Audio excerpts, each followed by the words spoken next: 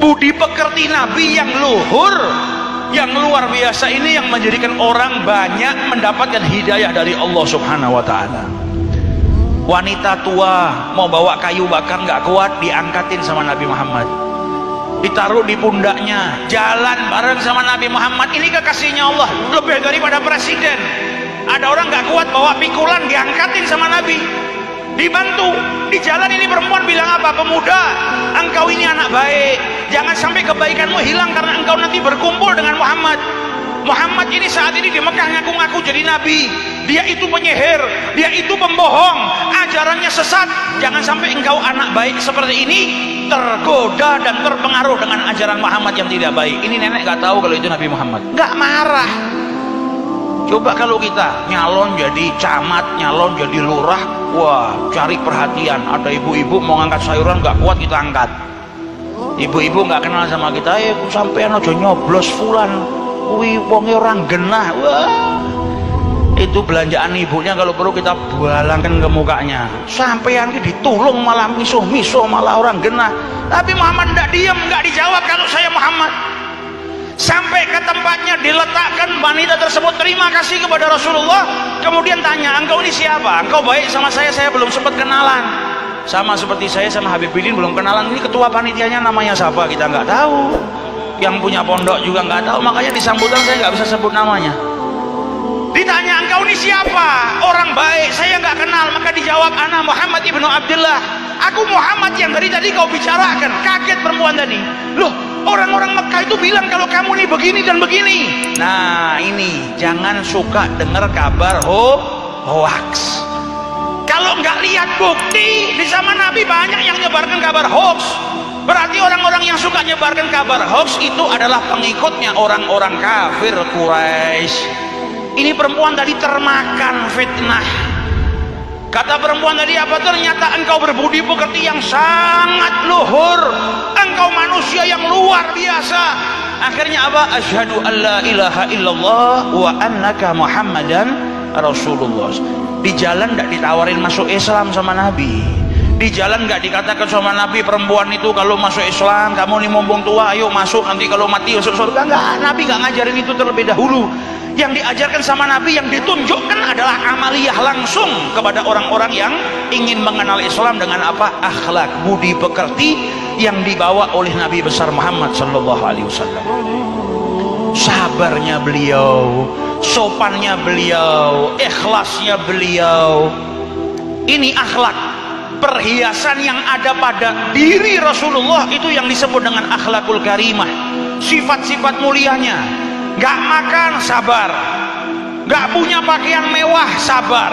Punya rezeki sedikit, musim dingin, mau beli jaket, mau beli mantel, baru beli, sudah ada fakir miskin yang gak punya pakaian, minta, ya Muhammad berikan aku mantel itu, aku kedinginan, dilepas. Hidupnya untuk orang lain, hidupnya untuk umatnya. Bahkan terkadang yang minta bukan muslim, bukan umatnya, diberikan sama Nabi dengan sebaik-baik pemberian. Orang Yahudi buta, giginya ompong, gak punya keluarga, rumahnya di emperan masjid. Setiap hari Nabi istiqomah menyuapi orang buta tadi. Tiap keluar dari masjid bawa makanan disuapin. Orang Yahudi yang buta, orang Yahudi yang ompong, orang Yahudi yang gak punya siapa-siapa tadi, ketika disuapin sama Nabi Muhammad, dia sambil cerita. Ceritanya apa? Menjelek-jelekkan Nabi Muhammad. Ini agama baru yang dibawa sama Muhammad, ini agama sesat. Kau jangan percaya, ini orangnya pendusta. Karena apa? Terhasut. Lebih percaya dengan kabar fitnah, kabar hoax tadi daripada membuktikan terlebih dahulu. Tapi Nabi nggak pernah berhenti. Coba kalau kita ada orang buta, kita kasih makan. Sampai kenal Ahmad atau orang? Lah kenapa mbah? Wah, aku itu kang double. Kalau perlu tangan kita masukkan dalam perutnya. Biar kapok, iki disuapi, dikeimangan kok malah ngelek-ngelek. Tapi Nabi Muhammad gak berhenti, pelan-pelan disuapi sama beliau. Beliau gak jawab, beliau tersenyum luar biasa. Sampai berjalan waktu yang tidak singkat tapi sangat lama. Sampai ketika beliau wafat, Abu Bakar As-Siddiq ini berusaha untuk meneladani perbuatan Nabi Muhammad. Sampai dia tahu kebiasaan Nabi itu menyuapi fakir miskin, orang Yahudi yang buta yang di sebelah masjid. Maka dia datengin orang Yahudi tadi, dia suapin. Maka yang buta tadi ketika dapat makanan dari Abu Bakar Siddiq tahu kalau yang ngasih makan bukan Nabi Muhammad, bukan yang biasa nyuapin dia. Dilepeh makanannya, dilempar. Kau ini siapa? Kau yang bukan orang yang biasa menyuapin saya. Dan dia sudah berapa hari juga tidak datang kemari. Maka Abu Bakar kaget, kau bisa tahu? Dirimu ini kan buta, tidak bisa melihat. Bagaimana kau tahu siapa yang menyuapimu kemarin dan hari ini? Maka dijawab, yang menyuapiku biasanya itu dia tahu kalau gigi saya ompong. Maka sebelum dia masukkan makanan ke dalam mulutku, dia perlembut terlebih dahulu. Setelah dilembutkan, dimasukkan ke dalam mulutnya. Nabi Muhammad ini luar biasa.